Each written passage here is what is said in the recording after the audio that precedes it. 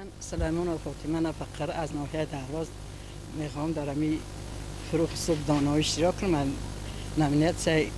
ادبیات معاصر آمادگیم شعر استاد نقض امی فروغ صبح دانایی بهترین از برایم گفتن که چونین گو پیغمبری رازگرد ز گهواره تا گرد دانش بجای امی شعر ما گرفتیم چی سرور دولت اقدام پیش گرفته شه ما بسیار نداریم که کمپیرام و اسفیدارانی به وقت در آورست. ما در امی سین 65 سالگی ما خواستیم که در امی فروغ صبح دانایی اشتراک کنیم. خدا جان میگفتید که همون شعرهایی که شما از بر میکنید در سری گهواره برای طفلان خود میخونید؟ ها من امی شعرها کتاب خونیم نوشتم مجموعه بخو گراوه در پیشم کتاب در پیشم میخونم. وقتی فروغ همه چی را دیدم فروغ صبح دانایی دیدم خیلی گفتن های قرش جامعه هم اشتراک میکنن هوسمند شیم. بعد گفتم امی شعرهای امی طلبا میخوام شب دوم میرم اشتراک در فروغ صبح دانایی. بعد همسایم دایرکتور مکتب دولت خان گفت که رفته در ناحیه گفته است که خیلی سنی من کمپیر 65 ساله میخواد اشتراک کنم. خیلی گفته است بیارش اشتراک کن. در عبدالسلام دهاتی دو سه روزه شدم مهمان درواز نمودم سیر هر بستانی درواز و دل همچون بهاران سیقلم داد تماشاگاه کوهستانی درواز و یک سو برف و یک سو پخته گیلاس عجب فصل است تابستانی درواز شکفتر مثل روی دخترانش چمنهای انارستانی درواز بخوان حافظ دروازه غزلها ز جوش دل در این دوران درواز مثال شپرک پشک گریزد ز تیغ بیدق تاجدار دنواز اگر دشمن رسد قبرش بیابند ز قهر پنج پرتوغیان درواز و اگر نام برن بر حسن خوبی چونین نام بود شایان درواز بس دیدن ساده اما دلربای چی سحر از این سیاه چشمان درواز دهاتی را خماری کرد یک عمر تماشای شما دوران درواز. نه هیجان ندارم انشالله خودم خیلی باوری دارم. وقتی که امی فروغ صبح دانایی چی بعد دوام کرد من در تلویزیون همه این بچه‌ها رو نگاه میکردم تماشا کردم. بعد خواستم گفتم همه امی شعرهایی که این بچه‌ها میگن من باید اشتراک کنم در امی فروغ صبح. بعد فهمیم که خیلی جامعه قبول میکنن. بعد گفتم خیلی میرم در اشتراک میکنم. بعد همسایه‌مون دایرکتور دولت خان گفت مشکینم طریق گفت رفته در ناحیه گفته است که اپا فاطمه چی میخواه که زنک 65 ساله در فروغ گفته است رئیس ناحیه خیلی بیارش. انا همین سبب شی من در امی فروغ صبح دانایی خواستم که اشتراک کنم. شما همچون یک زن بسیار هم شیرین گفتار میان مردم تاجیکستان الکی شناس هستید و شما را میشناسند، اما میتوانید در آغاز یک شعر را بخوانید تا که از استعداد شعرخوانی شما نیز واقف شوند؟ البته شعر نظام قاسم آرمان جوانی را فدا کردم دیارم تا جوان باشد گذشتم بارها از جان که جانش در امان باشد چو از هر سوی وطن باد خزان آمد بهارم را سپر کردم که امین از خزان باشد من از این سرزمین تیر و کمان را دور بینمودم که اندر آسمانش به صفا پور تیر و کمان باشد دلی را یک شادم را به دنیا پیشکش کردم که خلق کوچکم در نزد مردان همزمان باشد قسم بر شیر مادر خودم در نزد خلق خویش که جانوش همچو شیری مادران باشد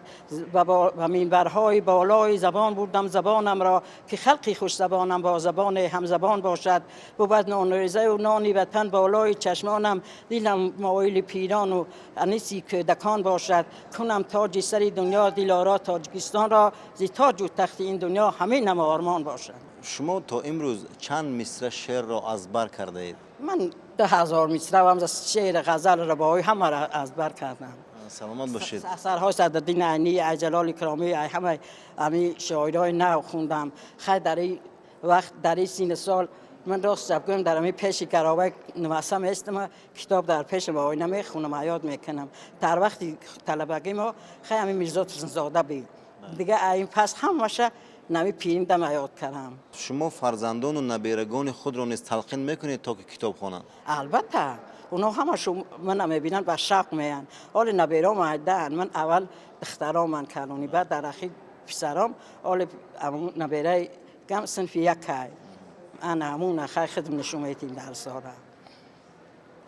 لهجه دروازی بسیار لهجه شیرین است. میتوانید با این لهجه یک شعری برای بینندگان قرائت کنید؟ حیفم باته هزار حیفم باته مسقال جوی دل من آمیته مسقال جوی خاک شوی در پشتش راهبارو گرم چکله نبار میدرته این سیبه که تو داده تمامش خاله شیرین تر از این سیب لبان یاره این سیبی تگر نقرش و یا تیلا و دلک نوایست چی در کاره استاد لایق میگن که دلم خواهد روم بر کوی مادر وجودم پر شود از بوی مادر تمام روی دنیا را بگشتم ندیدم روی خوش جز روی مادر شما برای مادر خود چی میگید؟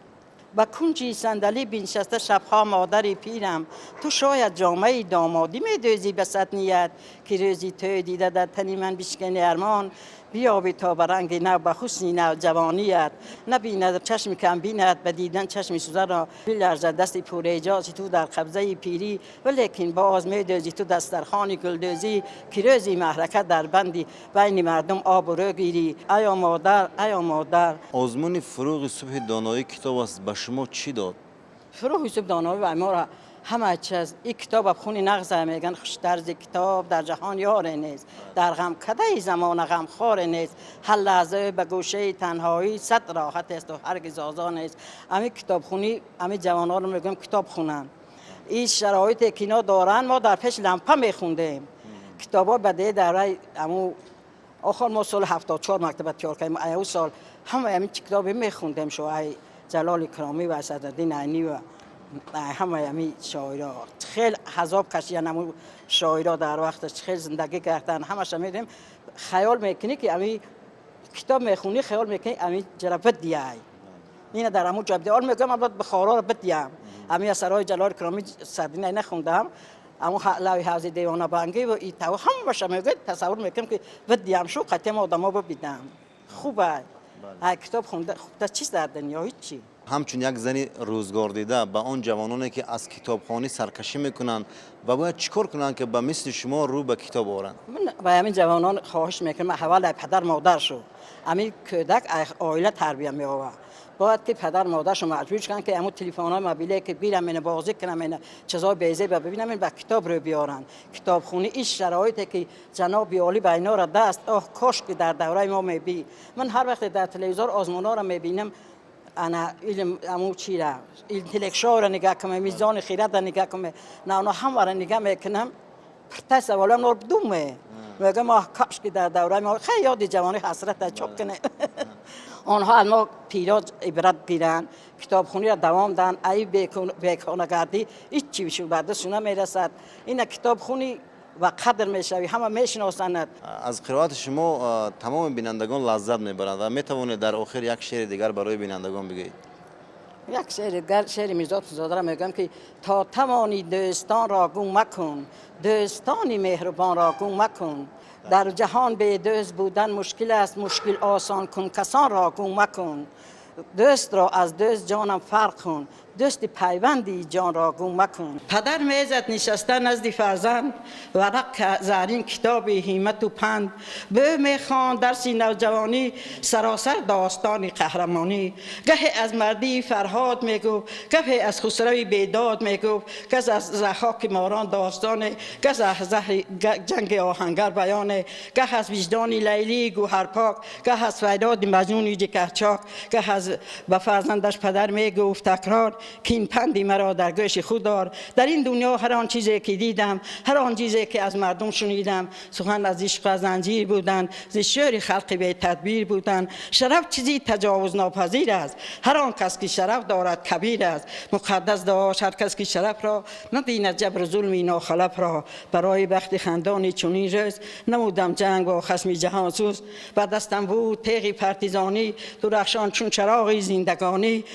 دیاری که در توس خندان تو را باغی که می باشد گلستان